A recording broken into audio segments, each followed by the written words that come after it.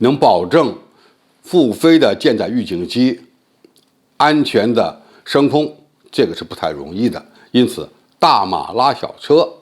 这是必备的一个基础条件。那么它的起飞重量恐怕要限制在25吨左右，或者是30吨以下。它的发动机功率呢，起码单发就要达到5000马力。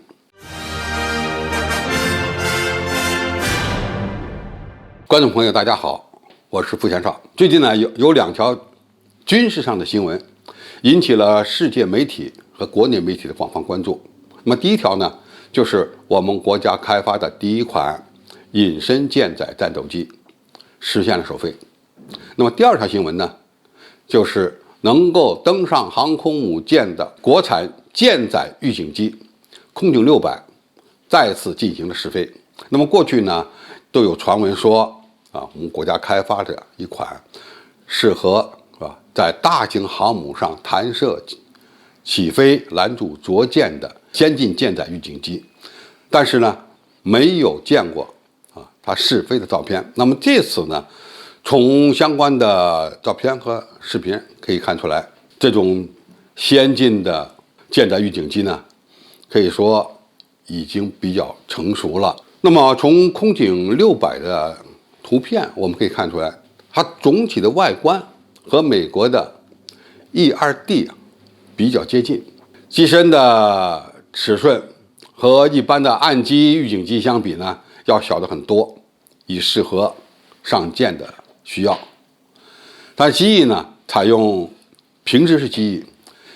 翼，翼上装了2台马力比较大的涡桨发动机。舰载的预警机它有一个特点，就是大马拉小车。因为预警机里面装的人、装的设备比较多，机体重量比较大，而他们往往采用的是什么呢？螺旋桨发动机因此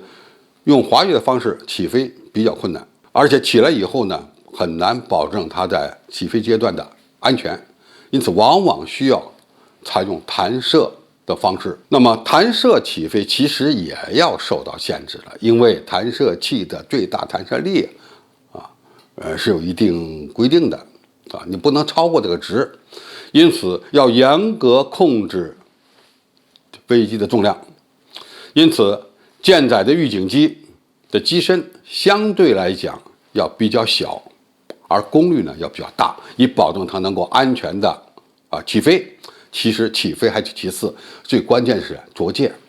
如果你着舰不成功，你必须复飞，那么要靠2台发动机拉着它立刻加速滑跑离舰。那么在这样的情况下，能保证复飞的舰载预警机安全的升空，这个是不太容易的。因此，大马拉小车，这是必备的一个基础条件。那么它的起飞重量恐怕要限制在25吨左右，或者是30吨以下。它的发动机功率呢，起码单发就要达到5000马力，才能保证舰载预警机在航空母舰上安全起飞和降落。那一般网友可能会认为，预警机或者是舰载机采用螺旋桨发动机，是不是比喷气式发动机要落后呢？其实不一定。2战期间，确实所有的舰载机都是采用螺旋桨发动机但是2战之后呢，基本上进入了喷气时代。但是唯独有2款舰载机没有更换发动机，也就是没有换装涡喷或涡扇发动机，那就是舰载的预警机和舰载运输机。为什么要这么做呢？其实螺旋桨的发动机不见得就一定比喷气式发动机效率低。当然，人们最关心的还是我们国产的舰载预警机它用的什么雷达。那么从中国的空警200、空警2000、空警500等自行研发的这些先进预警机的情况看，空警600肯定会采用有源相寸雷达。那么这个有源相寸雷达它的配置方式是否会和空警2000、空警500一样，采用固定式3角阵这种安装方法呢？那倒不一定。因为固定式的安装好处是雷达道不用转，它能够同时保证360度的探测。而旋转的这种天线呢，中间是有间隔的，比如说它1分钟转6圈7圈，那么在它转到某一个角度的时候，它背后的目标它就没法看了只能在转回来的时候再收索目标。但是旋转式的天线呢，它有个好处，雷达天线的直径比较大，因此呢，探测距离可能会更远一点。因为雷达的探测距离和它的发射功率、天线口径密切相关。如果搞成固定式的，它的长度势必要缩短；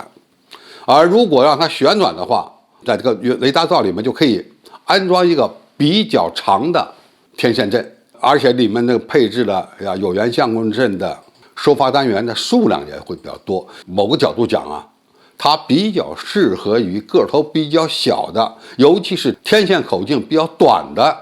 这种舰载预警机使用。那么天线的正面和背面都可以安装有源相控阵雷达的阵子，甚至可以安装2种不同波段的雷达，这样的话有助于它发现较远距离内的隐身目标。那么最终我们国家自行开发的世界上第2种能够上航空母舰的空警600预警机，什么时候能够成熟登上航空母舰？我想，